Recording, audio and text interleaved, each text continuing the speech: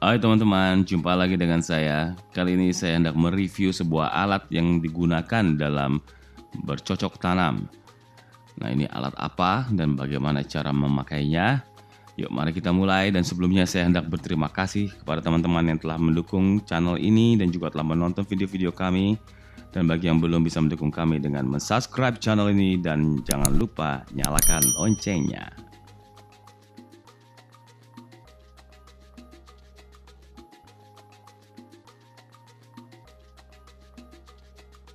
Ya, teman, kebetulan nih ada baru beli sesuatu. Kita buka yuk. Bentar. Ya. Ini susah. Ini kita pakai golok di sana.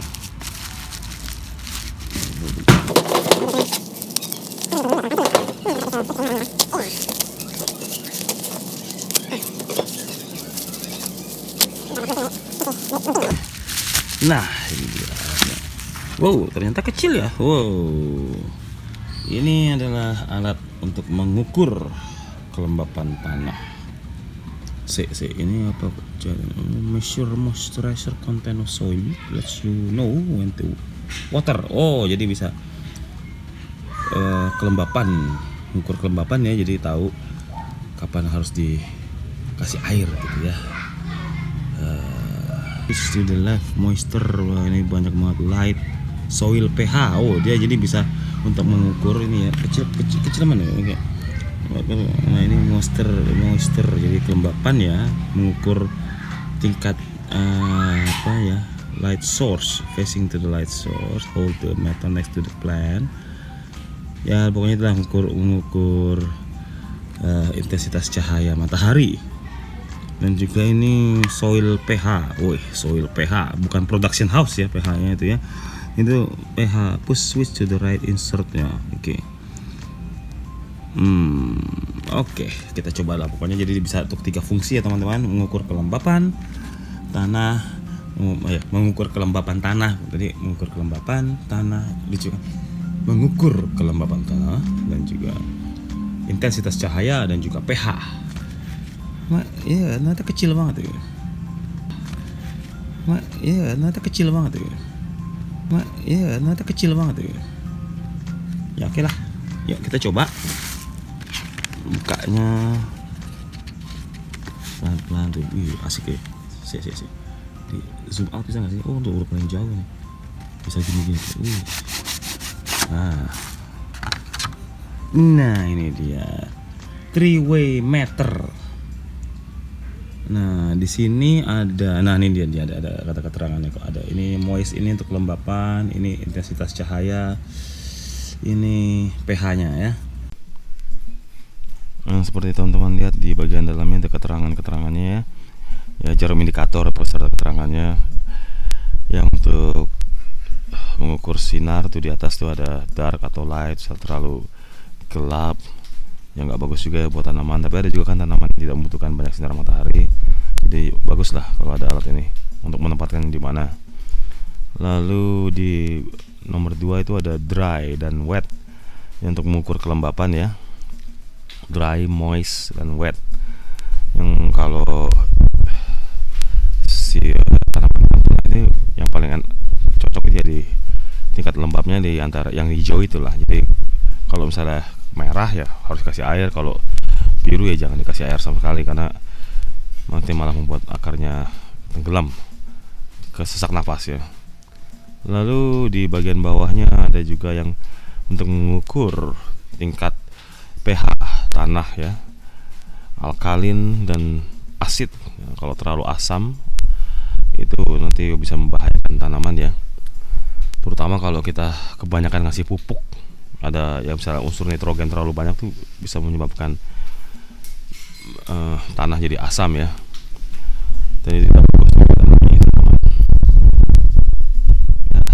Oke juga nih katanya. Yuk kita tes. Ya, kita tes pertama yang light dulu ya, sesuai dengan fungsi yang di atasnya. Walaupun ini di tengah. Nah, di sini memang seperti teman-teman lihat agak gelap ya. Karena memang ini ada atapnya, jadi dia posisinya di sebelah kiri. Nah sekarang coba kalau kita pindah ke tempat yang lebih terang, bergerak gak dia? Nah sekarang saya berada di luar ya, yang tidak ada atap.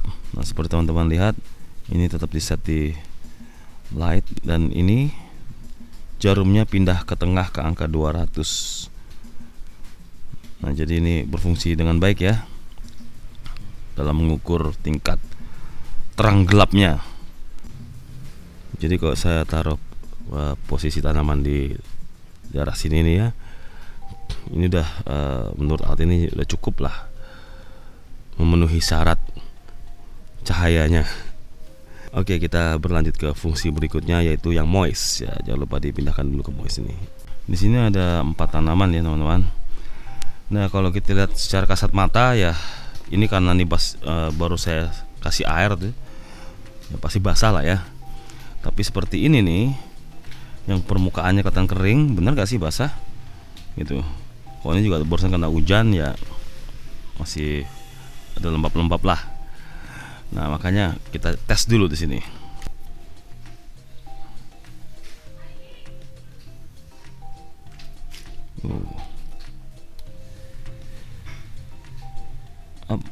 Udah enggak? Nah, seperti teman-teman lihat, karena ini baru saya kasih air, tingkat basahnya ada di antara yang hijau paling ujung mendekati yang biru, mendekati yang basah banget ya. Jadi ya masih oke lah ini, tidak berbahaya buat tanaman tingkat kebasahan tanahnya ini. Ya karena ini dalam polybag ya.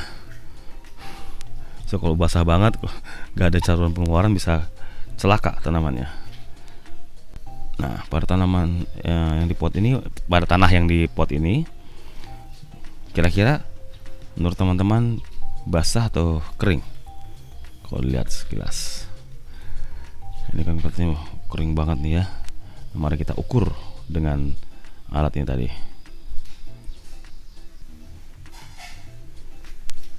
Wow. Dekatkan.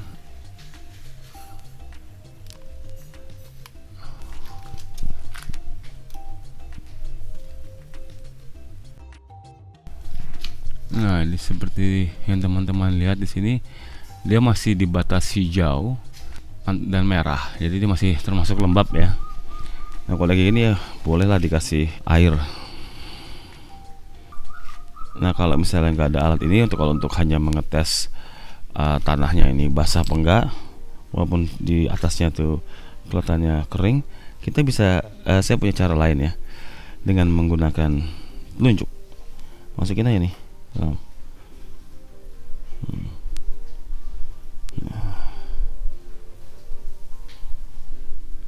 Kalau terasa lembab nih, ya jangan dikasih air dulu gitu, dibiarin aja dulu. Boleh kalau sampai basah kuyup banget. Lihat kan di bawah ini masih lembab, walaupun di atasnya terlihat kering banget gitu ya. Jadi sama seperti ukurannya si alat ukur ini tadi, antara batas antara lembab dan kering, tapi dia masih lembab gitu.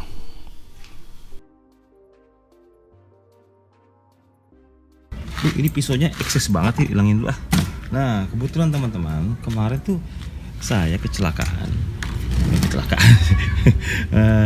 Lihat nih, naruh pupuk urea di sini banyak banget, 50 gram di 1,5 liter air. Akhirnya inilah, nah salah satu efeknya dari kalau kebanyakan nitrogen jadi asam. Nah makanya kebetulan ada alat ini, kita coba bener nggak. Nah tadi ini udah dimasukin ke sebelah kanan ya untuk mengukur ke pH-nya, pH-nya tanah ya. Tinggal dimasukin.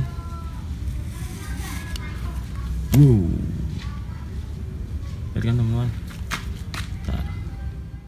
Wah, tada, ternyata benar asam. Makanya ini jadi berantakan nih. Nah ini yang terjadi karena kebanyakan urea jadi begini. Nah, sekarang kita coba dengan yang nggak saya kasih pupuk urea sama sekali, yang tidak terkena. Ini ya, yang tadi aja ya. Yang ini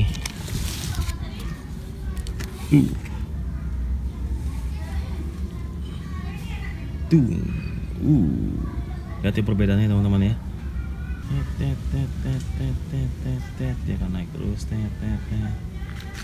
Ya, di sekitar 6 dan 7 ya teman-teman. Berarti ini pH-nya tanahnya bagus.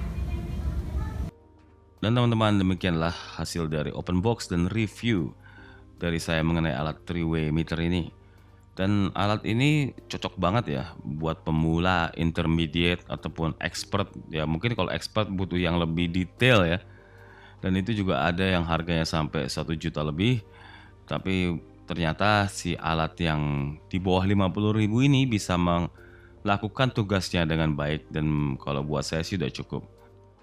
Oke teman-teman, sekian dari saya dan terima kasih bagi teman-teman yang telah mensubscribe channel ini dan bagi yang belum bisa mendukung kami dengan mensubscribe channel ini ataupun men-share-nya di sosial media lainnya. Terima kasih sekali lagi dan sampai jumpa.